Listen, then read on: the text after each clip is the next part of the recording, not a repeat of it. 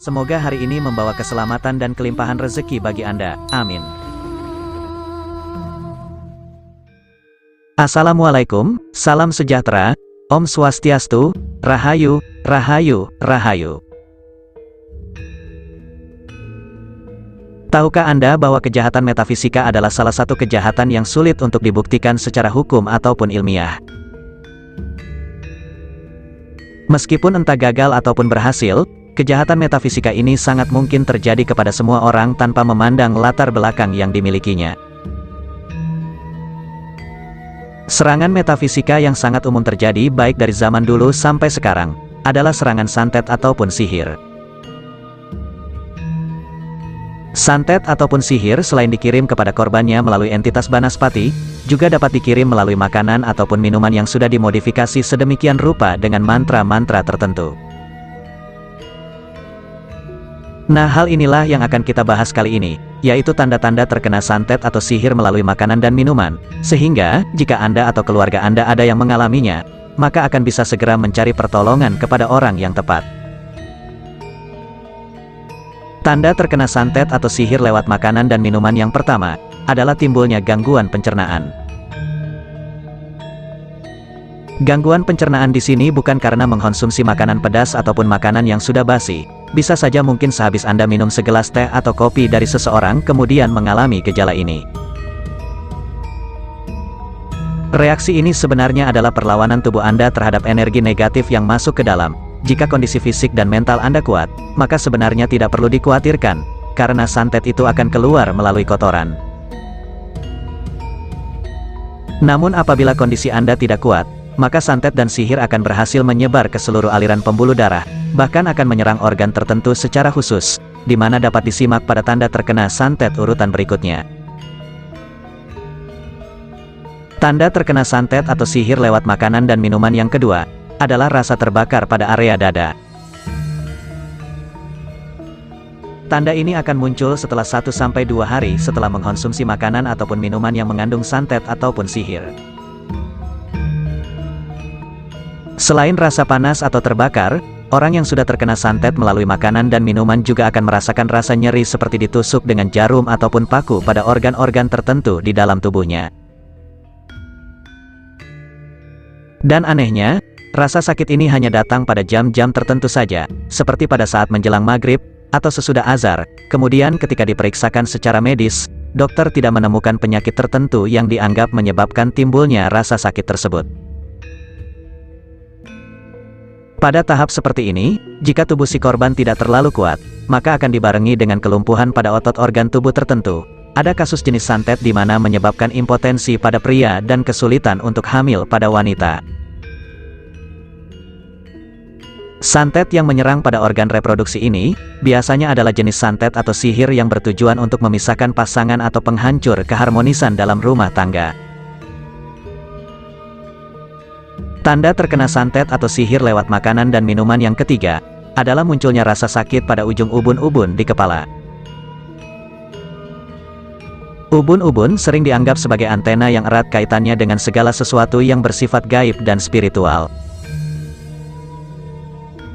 Orang yang terkena santet atau sihir apapun jenisnya, biasanya akan mengalami sakit pada bagian tersebut, dan biasanya juga akan dibarengi dengan halusinasi. Orang tersebut biasanya akan terlihat gelisah, takut, cemas, bahkan seperti orang yang sedang depresi, padahal hidupnya tidak sedang dalam masalah. Santet selain menyerang fisik, juga akan menghancurkan mental dari targetnya, sehingga apabila dia kuat secara fisik, belum tentu kuat secara mental dan sebaliknya. Susah untuk tidur di malam hari, juga biasanya menjadi ciri orang terkena santet, terutama timbulnya suatu gangguan atau teror gaib melalui mimpi. Kemudian tanda terkena santet atau sihir melalui makanan dan minuman yang keempat, adalah aroma bau badan yang berubah. Aroma bau badan si korban yang berubah tidak seperti biasanya ini dipercaya karena di sekitarnya terdapat makhluk astral yang hadir sebagai akibat dari santet atau sihir. Makhluk astral yang selalu ikut dengan si korban, akan mendominasi dan menggantikan bau badan korban dengan aroma mistiknya. Jika bau badan berubah menjadi seperti bau bangkai bercampur dengan tanah, mungkin entitas yang dipakai untuk mengganggu adalah sosok pocong. Selanjutnya tanda terkena santet atau sihir lewat makanan dan minuman yang kelima, adalah selalu kepikiran terhadap sosok orang tertentu. Jadi semisal setelah Anda diberi makan atau minum oleh seorang teman, namun ternyata setelah itu Anda setiap hari menjadi kepikiran bahkan selalu ingin bertemu dengannya, maka Anda harus berhati-hati. Padahal jika Anda runut ke belakang, Anda sama sekali tidak memiliki rasa atau simpati apapun terhadap orang tersebut, namun anehnya setelah Anda diberi makanan atau minuman tadi, Anda menjadi seperti jatuh cinta. Anda pun akan berubah menjadi sosok yang emosional dan bertemperamen tinggi, terutama jika ada orang yang sedang menyadarkan Anda, bahwa Anda sedang terkena sihir atau pelet dari teman Anda tersebut. Seseorang yang terkena santet ataupun sihir, baik itu melalui makanan, minuman, ataupun metode yang lain, harus segera mendapatkan penanganan atau pengobatan khusus.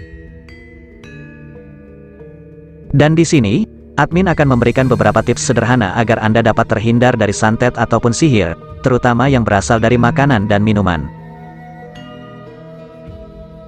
Yang pertama tentunya dengan berdoa terlebih dahulu sebelum menikmati makanan dan minuman yang tersedia. Doa yang dipanjatkan dengan sungguh-sungguh, akan memiliki kekuatan untuk merontokkan segala santet ataupun sihir yang sudah dimasukkan ke dalam makanan dan minuman kita.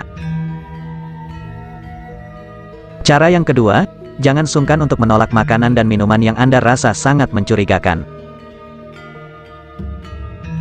Orang yang memberikan makanan dan minuman yang mengandung santet dan sihir, sudah paham dan tahu bahwa si calon korban adalah orang yang tidak enakan, sehingga tidak akan menolak hidangan tersebut.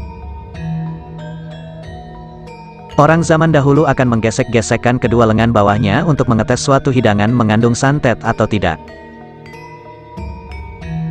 Ketika kedua lengan bawah tersebut digesekkan dengan cara membentuk seperti tanda silang di depan hidangan namun tidak terdengar suara gesekan, maka hidangan tersebut mengandung santet ataupun sihir.